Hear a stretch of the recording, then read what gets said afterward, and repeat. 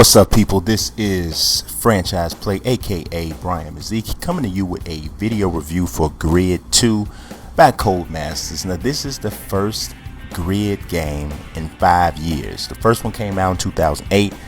I loved it. It's probably still to this day my favorite racing game. But now we got a new Grid on the scene, and let's talk about it. Graphics and animation.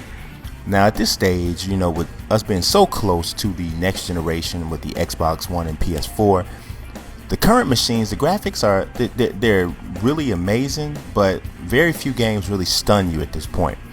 Grid is still a very good-looking game. It's very much improved from the original Grid, which looked great for its time 5 years ago.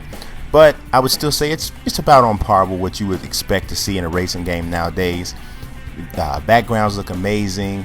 The cars are done very well, so you like it there. But what I don't like, which may even be actually a strong term, the crowd, the people on the side. At this point, I'm almost wondering why people even include, why developers even include people on the side of the streets or whatever, because they're always kind of like the one aspect of the visuals that take away from the realism of the cars in the background. So it's not too big of an issue, which is why I still gave it 8.5 with graphics and animation. But there, if we had to pick out something, there it is. In regards to gameplay and fun factor, we can't really look at Grid as a simulation because it's not that, at least not a pure simulation. There are some simulation aspects, and what I've always loved about Grid is that it walks the line as well as any racing game out there. It continues to do that with the gameplay in Grid 2. If you're like me and you don't want a pure straight driving simulation like Gran Turismo, but you don't want something just completely straight crazy arcade like full auto, Grid is still the game that you want to play. The gameplay is still amazing. In terms of what I don't like, to be honest, if I had to really search for something that I didn't like in regards to graphics and animation, the search for something that I don't like in regards to gameplay is even tougher, because the gameplay is almost all of the great things that you like, if you did like the original Grid, are back in this one. If there's any small thing here, it might be a little bit too hard for people that were accustomed to the original Grid, but that certainly isn't anything that should deter you. Now let's talk about sound and presentation.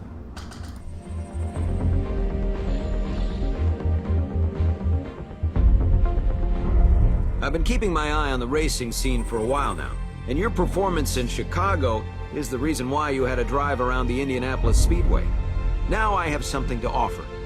My dream is to create a World Series of racing. Imagine the high-speed racers from the U.S. Now, the basic plot of Grid 2 in regards to the one player is that you are, whoever you are, you create your driver or whatever. The menus and everything are awesome, just like they always are on Codemasters racing games. But the mega rich fictional guy, Patrick Callahan, wants you to endear, I should say. They want you to endear the whole idea of the World Series of racing to the best racers across the world, right? So that's why you're doing all that. Sets up the backdrop for you to be able to do all of these different events, the time trial racing and all of those different things beyond just the traditional racing. So I love that concept. I really do. It's really cool.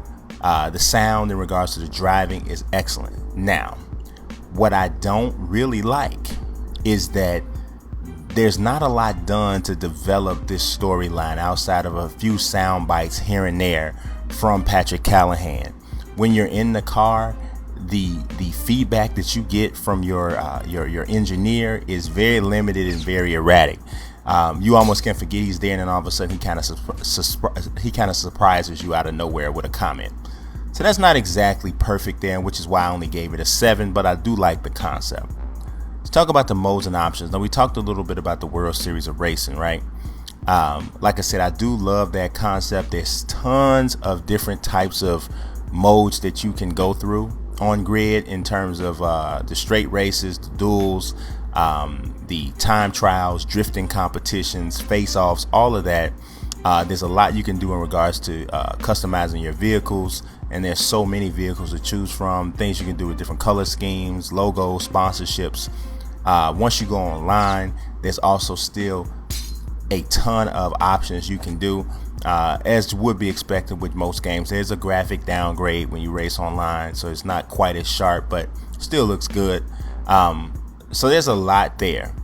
This, again, would have had a lot more added to it in regards to the modes and options if the World Series of Racing angle was done a little bit better, because that really could have pushed this to the next level. Like, I would have loved to see, since World Series of Racing, if it was done with a standings that broke down like every week, and there was some sort of fictional point system created, almost something like a NASCAR or F1 race, but you're just including everything, right?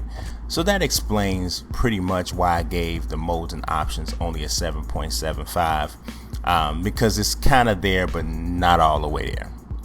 For the game overall, though, if you are expecting and looking for a game that offers you just pure fun in regards to the racing experience, and gives you a lot of aspects where you have to implement some strategy, and you won't just be able to just go willy-nilly in regards to the way you're handling your car. If you're looking for that, you're also looking for the very, attractive and flashy driver interface that Codemasters fans have pretty much become accustomed to with series like Dirt and F1. You're going to get that still with Grid. Now, I really wish this game would have pushed the idea with the World Series Racing a little bit further, but hey, maybe that's something that's being saved for Grid 3. We'll have to wait and see how that happens. For now, I still recommend Grid 2. Give it an overall score of an 8. The average was just a tad bit below an 8, like 7.9 something or something, but we can round it up to an 8.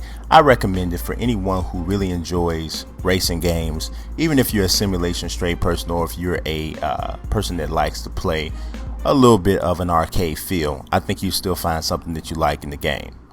That'll do it for me. Y'all subscribe, like, follow. Peace.